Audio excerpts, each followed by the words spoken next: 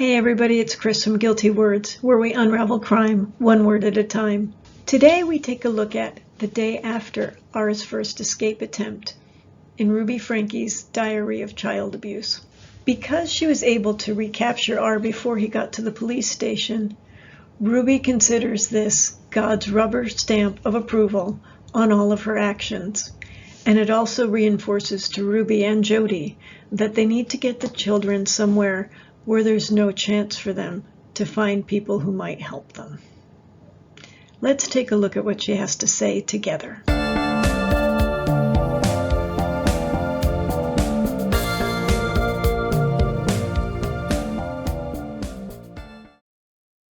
July 16th, 2023. Last night I tied myself to R. Full night of sleep, 10 p.m. to 7 a.m. No interruptions. R showers while I watch. I shower while R is in the closet. I can see the closet door as I shower. R eats chicken, rice, beans, lentils with cheese on a corn tortilla. 3 sets of 10 push-ups. Reads Theophrastus. Jodi is on her way home. E spent the ride lying down with face facing the back of the seat. She doesn't know where they went or why. So E is with Jodi, and yet lying down, not even allowed to look out the window, while she and the other child were in the front seat, and supposedly doesn't know where they went or why. Like I said, I think the kids know more than Ruby gives them credit for. Ruby is now feeling incredibly self-important because God was on her side and the hosts of heaven kept her from getting arrested that time. So she goes into this teaching moment of hers again when she does that smug self-justification. One might ask, as I myself have, what if we had taken this slower? Would the children have been on board if we hadn't boundaried them so quickly and so clearly? What if instead of a full day of box carrying, we would have done an hour and breaks and reading and then back to boxes? My answer is, well, yes, the kids would have complied. But they would not be repenting, and they would have given the impression they were repenting. They needed things to get hard fast. Intense, shocking change, immediate discomfort, stress to their systems. Why? Because they divulged their secrets. They could have confessed in truth, taking personal responsibility for the discomfort they were causing, and then wherever she goes with it is redacted. A full day of box carrying. So she mentions, a few steps here and there with breaks in between, but actually, many times it was a full day of heavy boxes, up and down stairs, over and over again, with very little break and no food, no water, just her ordering them. They needed things to get hard fast. Why? Why? How has any of this helped the devil inside them if that's what she really believes? She needed things to get hard fast because it was some kind of sick thrill for her. But if we had changed the environment of the kids slowly and more reasonably or comfortably, we could have allowed the dumb hypnosis and sleep to stay over the child. We needed to wake the child up to the state of reality, show them where they really are, the pit of hell. The hope was that they would choose to go to God for forgiveness, to admit their awful state. Instead, they hid. They wanted to lie to themselves that what they did wasn't that bad, that they were the victims, that me and Jodi are the prosecutors, that burning in hell isn't real, that God is that mad, and that God doesn't even exist. They deny the power of God.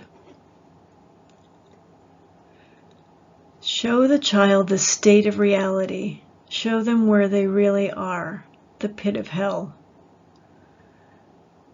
That statement has so much irony to it because what she means is their souls are in hell or they're demon possessed or whatever spiritual thing she wants to put on it.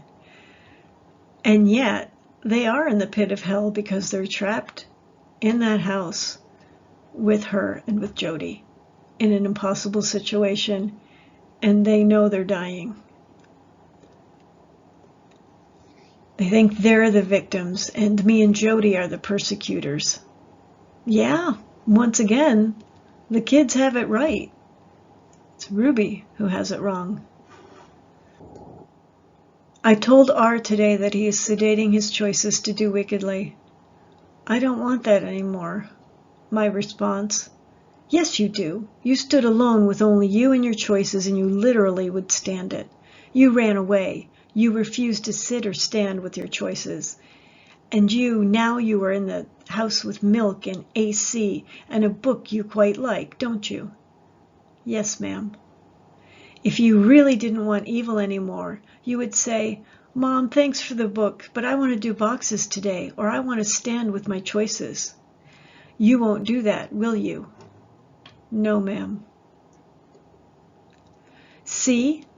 I want to make it clear to you. You have not made any shifting or change. You are damning your soul. R goes back to writing. Yes, ma'am. Weak-minded, undisciplined brat. Note to myself, I never clearly saw the devil and wickedness until recently. Because I didn't see evil clearly, I didn't combat him. I patted evil and placated wickedness. My love of God was sincere, but assumed others' love for God was sincere as well. I was deceived. Weak-minded, undisciplined brat. That isn't someone casting out a demon.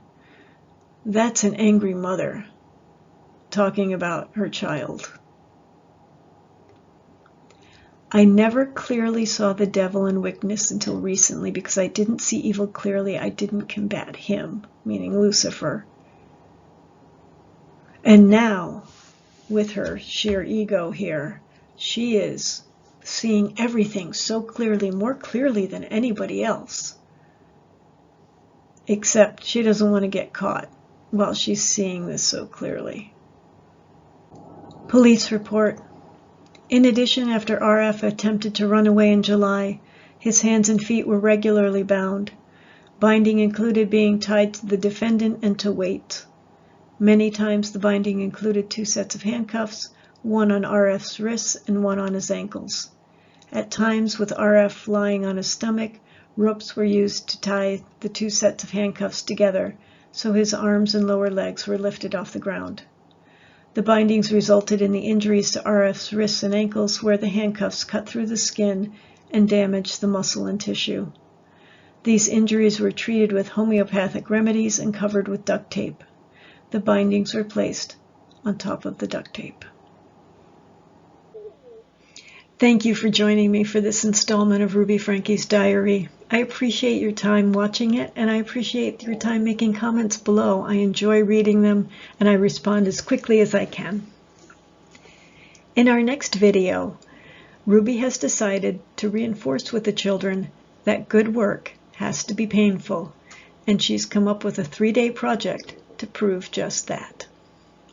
Please join us, and until we meet in that next video, please use your words wisely and well. Take care.